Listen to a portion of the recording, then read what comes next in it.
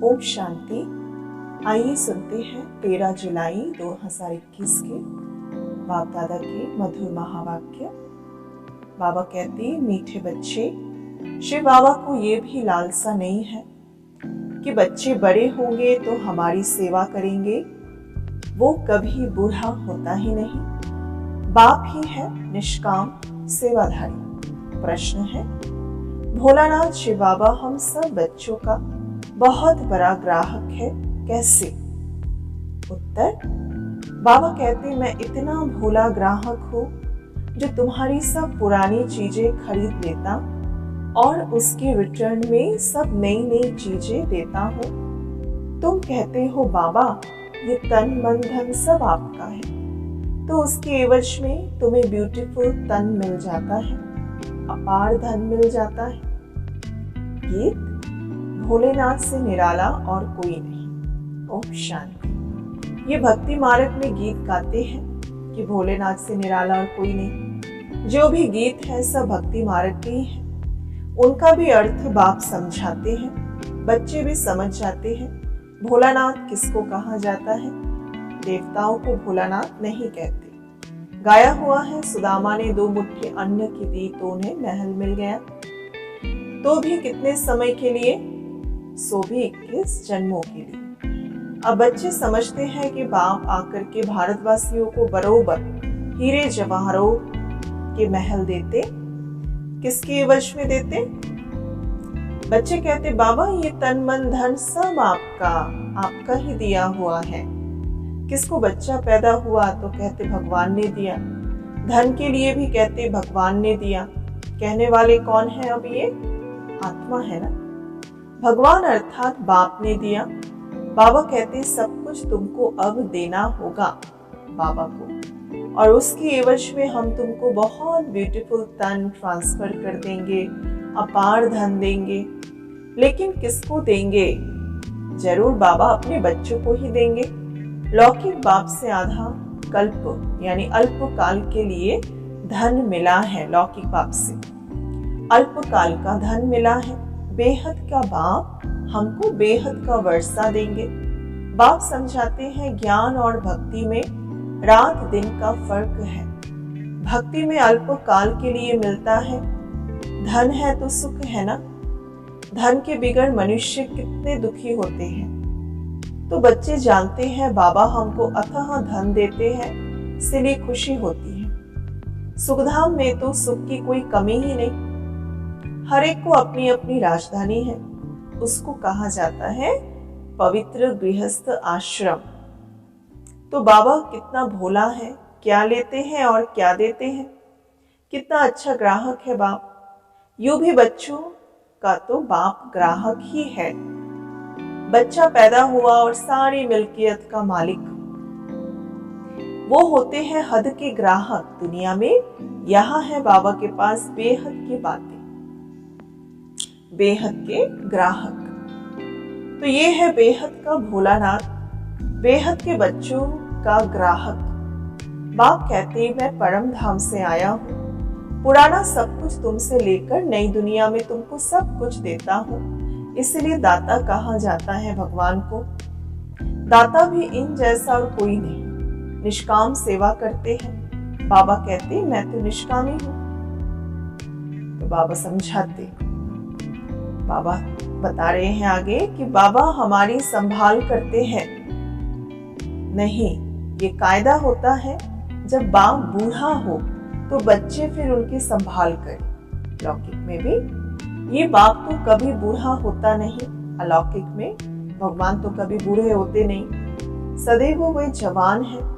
आत्मा कभी भी बूढ़ी नहीं होती। ये तो जानते हो। लौकिक बाप बच्चों में उम्मीद रखते हैं कि हम बूढ़ा होगा तो बच्चे हमारी सेवा करेगा।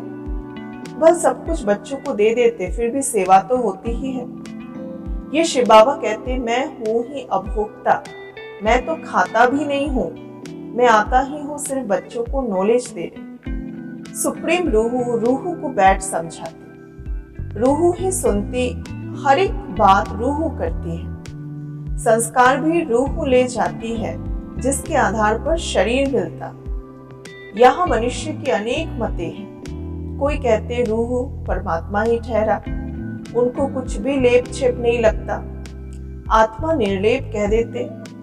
अगर आत्मा निर्लेप होती तो क्यों कहते पापात्मा पुण्यात्मा? अगर आत्मा निर्लेप है तो कहाँ जाए? पाप शरीर पुण्य शरीर। अगर निर्लेप है तो कहना चाहिए ना कि पाप शरीर पुण्य शरीर। अभी तुम जानते हो कि सभी आत्माओं का रूहानी बाप हम रूह को पढ़ा रहे हैं। इस शरीर द्वारा आत्मा को बुलाते हैं, कहते हैं हमारे बाप की आत्मा आई, टेस्ट ली। किसी ब्राह्मण के शरीर आत्मा ही टेस्ट लेती है। बाबा तो ऐसे नहीं कहेंगे क्योंकि वो तो अभोक्ता है। ब्राह्मणों को खिलाते आत्मा आती है, कहाँ तो विराजमान होती होगी ना आत्मा आकर। ब्राह्मणों आदि को खिलाना भारत में ही ये रस्म रिवाजें है। आत्मा को बुलाते हैं और उनसे पूछते, फिर कई बातें उनकी सच्ची भी निकलती है जब उनको पूछा जाता है। तो ये पितरा आदि खिलाना ये भी ड्रामा में नूंद है, इसमें कोई वंडर नहीं खाना चाहिए। बाप नटशेल में ड्रामा के राज को तुम्हें बताते हैं। शिक्षाएं तुम्हें मिलती रहती हैं। डिटेल तो इतनी ड्रामा की समझाने तुम्हें नहीं दे सकते एक ही मुरली में। एक एक के समझाने में वर्ष लग जाए। तुम बच्चों को बड़ी सहज शिक्षाएं मिलती हैं। गाते भी हैं, हे पतित पावन आओ, आकर हमको पावन बनाओ। उनका नाम ही है पतित पावन। ब्रह्मा विष्णु शंकर को पतित पावन नहीं कह सकते। बाबा को ही पतित पावन लिबरेटर कहते हैं। दुख हरता सुख करता भी वो एक बाप ही है। तो बाबा यही समझा रहे आगे कि बाबा ही है पतित पावन, दुख हरता सुख करता भी है। वो है निराकार। शिव के मंदिर में जाकर देखो, वहां लिंग रखा है तो जरूर चैतन्य था, तब तो पूजा करते हैं ना। ये देवता कभी भी चैतन्य थे तब तो उनकी महिमा है। नेहरू चैतन्य में था तब तो उनका फोटो निकाल महिमा करते हैं। कोई अच्छा काम करके जाते हैं तो उनका जड़ चित्र जरूर बनाकर महिमा करते। पवित्र की ही पूजा करते, कोई भी मनुष्य की पूजा नहीं कर सकते। अभी विकारों से पैदा होते हैं ना तो उनकी पूजा नहीं हो सकती। पूजा तो देवताओं की होती है जो सदैव पवित्र होते। तुम जानते हो बाबा आया था, फिर अब संगम पर आया हुआ है स्वर्ग की स्थापना करने। फिर द्वापर से रावण राज्य शुरू होगा। रावण राज्य शुरू होने से झट शिव का मंदिर बनाते। अभी तो चैतन्य में नॉलेज सुना रहे हैं। वो सत्य है, चैतन्य है, उनकी ही महिमा गाते हैं। निराकार को साकार तो चाहिए ना, तो बाबा ही आकर विश्व को हेवन बनाते साकारों के द्वारा। उस हेवन में राज्य करने लिए अभी तुम सब बच्चे पुरुषार्थ कर रहे हो। स्वर्गवासी तुम बनते हो। निराकार परमपिता परमात्मा तो ज्ञान का सागर है सिर्फ, परंतु वो सुनाए कैसे? तो कहते हैं मैं इस बुरे शरीर में आया हूँ, मेरा भी ड्रामा में पार्ट है थोड़े समय का। मैं प्रकृति का आधार लेता हूँ। ये जो पहले नंबर का है ना श्री कृष्ण की आत्मा, इनके ही बहुत जन्मों के अंत में मैं आकर प्रवेश करता हूँ और इनका नाम रख देता हूँ प्रजापिता ब्रह्मा। पहले ये सब भट्टी में थे तो बहुतों के नाम दिए थे, परंतु बहुतों ने फिर छोड़ दिया, इसलिए नाम रखने से क्या फायदा। तुम वो नाम देखो तो वंडर खाओ। एक ही साथ सब इकट्ठे कितने रमणीक नाम आए थे। संदेशी नाम ले आती थी बाबा से। वो लिस्ट भी जरूर रखनी चाहिए तुम्हें। सन्यासी भी जब सन्यास करते हैं तो उनका नाम बदल जाता है। घर बार छोड़ देते। तुम छोड़ते नहीं हो। तुम तो ब्रह्मा के आकर अभी बनते हो। शिव के तो तुम हो ही। तुम कहते ही हो बाप दादा। सन्यासियों का ऐसे नहीं होता है। भल नाम बदलते परंतु उनको बाप दादा नहीं कहते और ना ही उनको बाप दादा मिलते हैं। उनको सिर्फ गुरु मिलता है भक्ति में। हठयोगी हद के सन्यासी, राजयोगी बेहद के सन्यासियों में रात दिन का फर्क है। गाया भी जाता है ज्ञान भक्ति वैराग्य। उनको भी वैराग्य है सन्यासियों को, परंतु उनका है घर बार से वैराग्य, और तुमको तो सारी दुनिया से वैराग्य रखना है, घर में भी रहकर। उनको पता ही नहीं कि सृष्टि बदलती है, तुम्हारा है बेहद का वैराग्य। ये सृष्टि खलास होनी है, तुम्हारे लिए नई दुनिया बन रही है, वहां जाना है, परंतु पावन होने बिगर वहां तुम जा नहीं सकते। दिल में जचता है बरोबर नई दुनिया में देवी देवताओं का राज्य था, जब बाबा अब आकर ये स्थापना कर रहे हैं। तुम जानते हो शिव बाबा को याद करने से ही हम पुण्य आत्मा बन जाएंगे। है बड़ा सहज, परंतु यादें भूल जाती है। अब भक्ति मार्ग की रस्म रिवाज बिल्कुल अलग है। वापिस अपने घर तो कोई जा नहीं सकता, पुनर्जन्म सबको जरूर यहाँ लेना है। घर जाने का समय एक ही होता है, फलाने मोक्ष को प्राप्त हुआ, ये सब गपोड़े हैं। बाबा कहते कोई भी आत्मा बीच से वापस नहीं जा सकती, नहीं तो सारा खेल बिगड़ जाए। हर एक को सतो रजो तमो में जरूर आना है। मोक्ष के लिए तो बहुत आते हैं बाबा के पास। समझाया जाता है मोक्ष किसी का होता नहीं, ये तो अनादि बना बनाया ड्रामा है, वो कभी बदली नहीं हो सकता। मक्खी यहाँ से पास हुई, 5000 साल बाद फिर ऐसे ही होगी पास।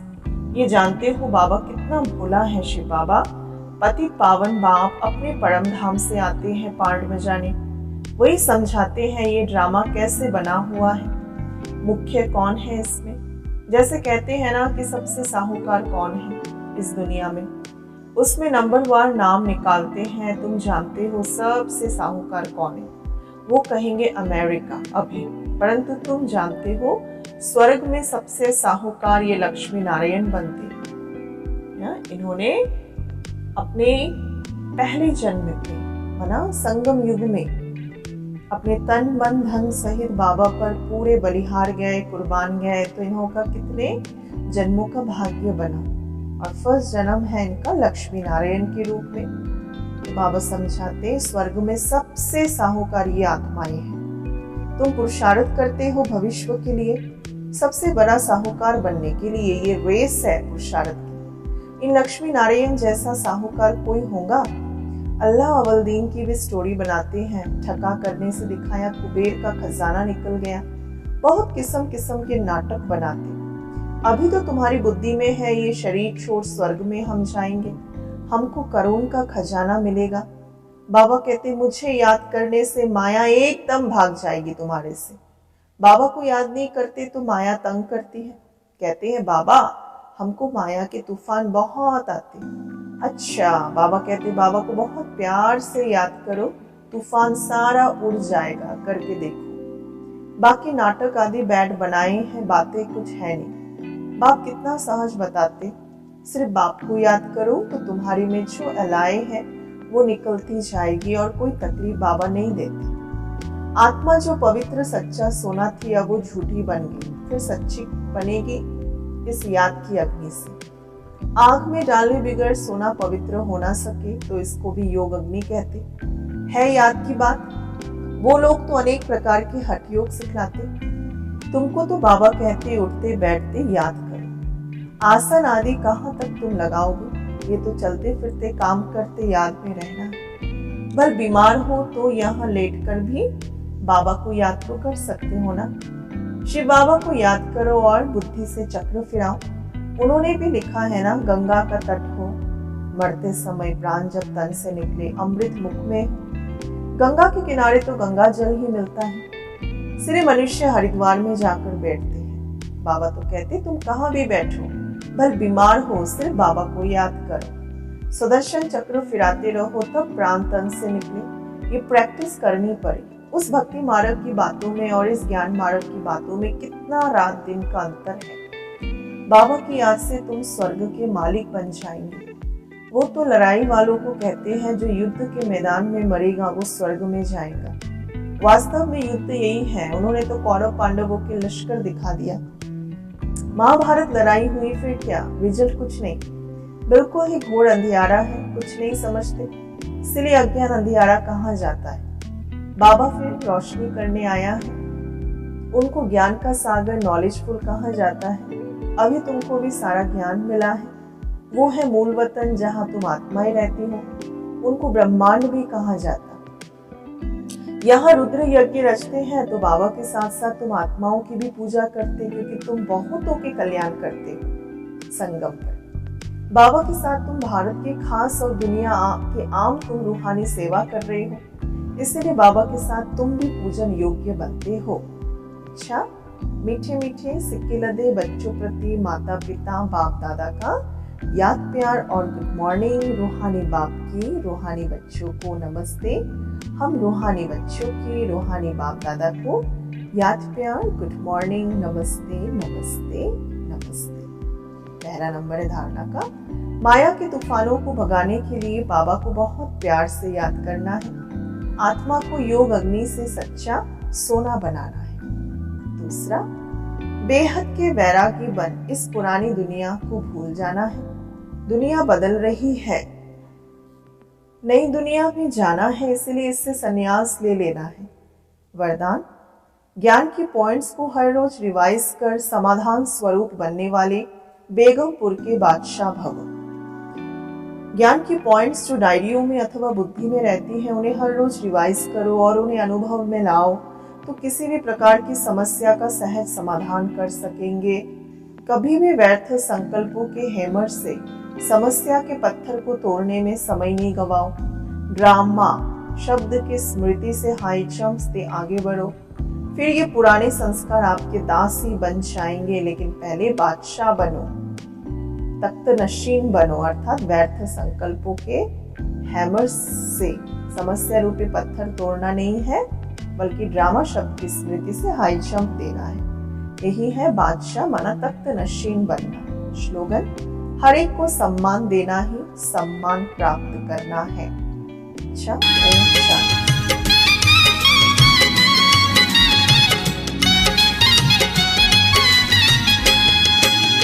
मिल गए जो भगवान हमें, मिल गए जो भगवान हमें, खुशियों से भरा जहान मिला है। पाँव नहीं अब धरती पर, उड़ने को खुला आसमान में।